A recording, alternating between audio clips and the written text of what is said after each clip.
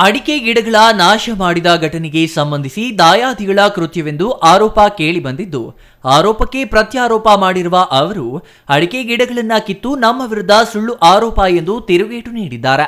ದೊಡ್ಡಬಳ್ಳಾಪುರ ತಾಲೂಕು ತೂಬಗೆರೆ ಹೋಬಳಿಯ ಮುಕ್ಕಡಿಘಟ್ಟ ಗ್ರಾಮದಲ್ಲಿ ಘಟನೆ ನಡೆದಿದ್ದು, ಪಕ್ಕದ ಗ್ರಾಮದ ತಿಪ್ಪಕ್ಕ ಎಂಬುವರಿಗೆ ಸೇರಿದ 300ಕ್ಕೂ ಹೆಚ್ಚು ಅಡಿಕೆ ಗಿಡಗಳನ್ನು ಕಿಡಿಗೇಡಿಗಳು ಕಿತ್ತು ನಾಶ ಮಾಡಿದ್ದಾರೆ.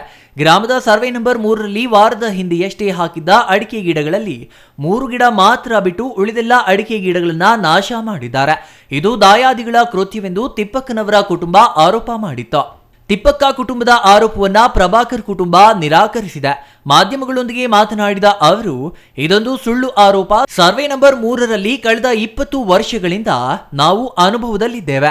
ನಮ್ಮ ಕುಟುಂಬ ಮತ್ತು ತಿಪ್ಪಕ್ಕನವರ ಕುಟುಂಬಗಳು ರಕ್ತ ಸಂಬಂಧಿಗಳು. ನಾವು 6 ಜನ ಅಣ್ಣ ತಮ್ಮಂದಿರಿದ್ದು ಎಲ್ಲರೂ ಜಮೀನು ಹಂಚಿಕೊಂಡು ಬೇಸಾಯ ಮಾಡುತ್ತಿದ್ದೇವೆ. ಸರ್ವೆ ನಂಬರ್ 3ರ ಜಮೀನು ವಿಚಾರಕ್ಕೆ ಸಂಬಂಧಿಸಿ ತಿಪ್ಪಕ್ಕ ಮತ್ತು ನಮ್ಮ ಕುಟುಂಬದ ನಡುವೆ ಆಗಾಗ ಜಗಳವಾಗಿದೆ. ಪೊಲೀಸ್ ಠಾಣೆಗಳಲ್ಲಿ ದೂರು ನೀಡಲಾಗಿದೆ ಎಂದರು. ಸದ್ಯ ಸರ್ವೆ ನಂಬರ್ 3ರಲ್ಲಿ ನಾವು ಅನುಭವದಲ್ಲಿದ್ದು ಕೃಷಿಯನ್ನ ಮಾಡುತ್ತಿದ್ದೇವೆ.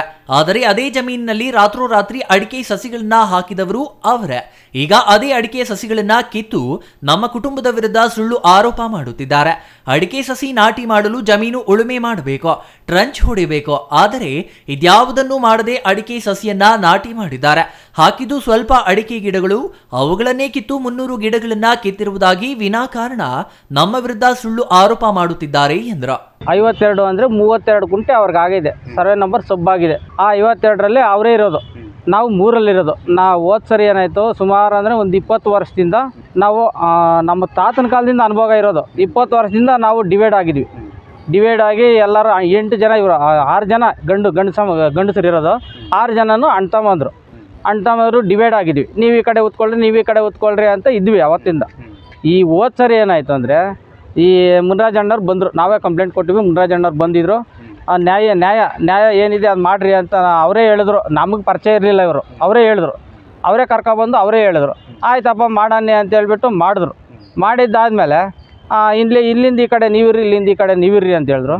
ಆಯಿತು ಅಂತೇಳಿ ಹೊರಟೋದ್ವಿ. ಆವಾಗ ಉಳ್ಳಿ ಚೆಲ್ಲಿದ್ವಿ. ಉಳ್ಳಿ ಚೆಲ್ಲಿ ಆದಮೇಲೆ ಕಿತ್ಕೊಂಡಾದ್ಮೇಲೆ ಉಳಕ್ಕೆ ಹೋದ್ವಿ. ಮೊನ್ನೆ ಉಳಕ್ಕೆ ಹೋದಾಗ ಉಳ್ಬೇಡ್ರಿ ಅಂತಂದರು. 30ನೇ ತಾರೀಕು ಉಳ್ಬೇಡ್ರಿ ನೀವು, ನಮ್ದು ಇದು ಅಂತಂದರು. ಆಯಿತು ಅಂತೇಳಿ ನಾವು ಕಂಪ್ಲೇಂಟ್ ಕೊಟ್ವಿ. ಇವರೇ ಆಯಿತಾ ಮೊದಲು ಏನು ಮಾಡಿದ್ರು ಅದ್ರ ಪ್ರಕಾರ ಯಥಾಸ್ಥಿತಿ ಕಾಪಾಡ್ಕೊಳ್ರಿ ಅಂತೇಳಿ ಹೋದರು. ಆಯಿತು ಅಂತೇಳಿ ನಾವು ಕೇಸ್ ಕ್ಲೋಸ್ ಮಾಡ್ಕೊಂಡು ಹೋದ್ವಿ. ತಿರುಗಿ ಏನಾಯಿತು ಅಂದರೆ, 16ನೇ ತಾರೀಕು ನೈಟು ಸಸಿ ತಂದು ಒಂದು 3-4 ತಂದಿದ್ದಾರೆ. ಉಣ್ಬಿಟ್ಟು ಈ ಥರ ಅವರೇ ಕಿತ್ತಾಕಿದ್ದಾರೆ ಅಂತ ಹೇಳ್ಬಿಟ್ಟು ಕಂಪ್ಲೇಂಟ್ ಕೊಟ್ಟಿದ್ದಾರೆ. ತಿರುಗಿ ನಾವು ನೆಕ್ಸ್ಟ್ ಡೇ 17ನೇ ತಾರೀಕು ನಾವು ಕಂಪ್ಲೇಂಟ್ ಕೊಡ್ತೀವಿ, ನಮ್ಮ ಹೊಲದಲ್ಲಿ ಈ ಥರ ನೆಟ್ಟಿದ್ದಾರೆ ಅಂತ. ಆವಾಗ ಏನು ಹೇಳಿದ್ರು, ಸಾಹೇಬ್ರ ಮುಖಾಂತರ ಬಂದಿದ್ದಾಗ ನ್ಯಾಯ ಪಂಚಾಯಿತಿ ಮಾಡ್ಕೊಳ್ತೀವಿ ಅಂತ ವಾಪಸ್ ಹೋದ್ವಿ. ಅವರೇ ಹೇಳಿದ್ದು. ಈ ತಿಪ್ಪಕ್ಕ, ಈರಪ್ಪ ಎಲ್ಲರೂ ಬಂದಿದ್ರು ಅವತ್ತು ಸ್ಟೇಷನ್ ಹತ್ರ. ಬಂದು ನಾವು ನ್ಯಾಯ ಪಂಚಾಯಿತಿ ಮಾಡ್ಕೊಳ್ತೀವಿ, ಎಲ್ಲ ತೀರ್ಮಾನ ಮಾಡ್ಕೊಳ್ಳೋಣ ಕೋರ್ಟಲ್ಲಿರೋದೆಲ್ಲ ಅಂತ ಹೇಳ್ಬಿಟ್ಟು ವಾಪಸ್ ಕರ್ಕೊಂಡೋದ್ರು.